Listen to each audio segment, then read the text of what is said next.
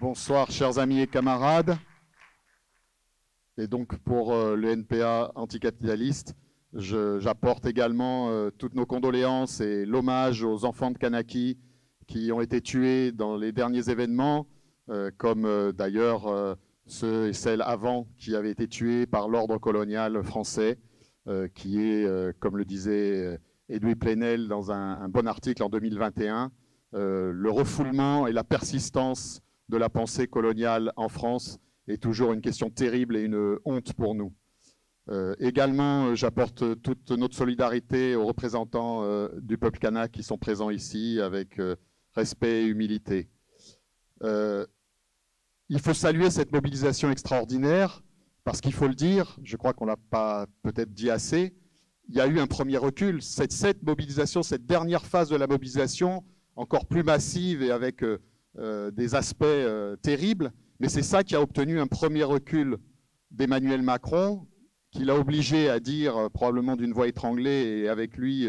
la maire de Nouméa et quelques autres représentants de l'ordre colonial, que ce n'était pas possible là quand même de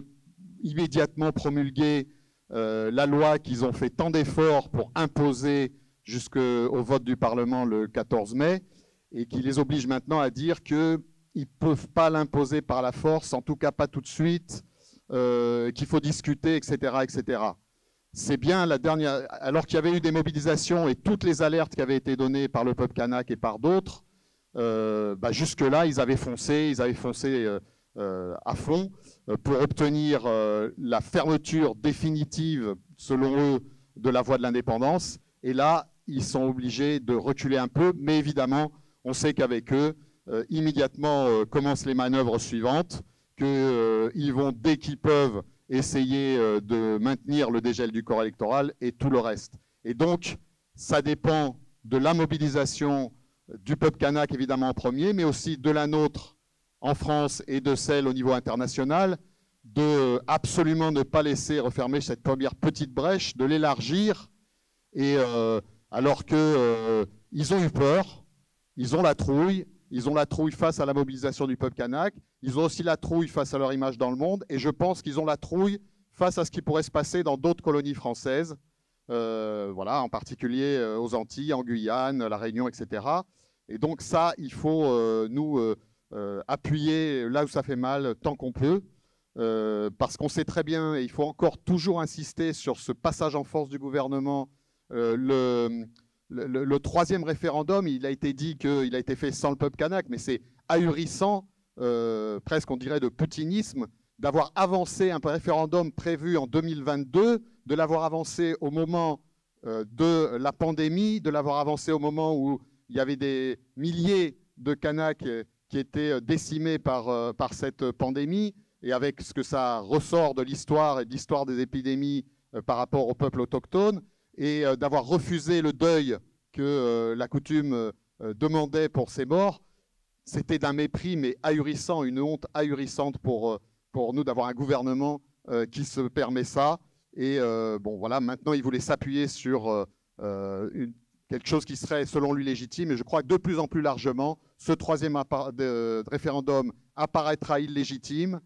au niveau de la conscience en Kanaki, évidemment, mais en France et dans le monde entier. Et le dégel du corps électoral tel qu'il le propose doit paraître aussi comme une manœuvre insupportable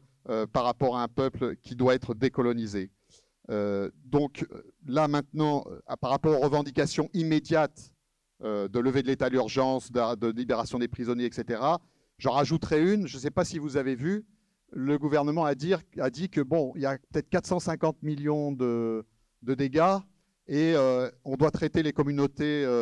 territoriales, les rendre responsables, et donc de faire porter le coup sur les communautés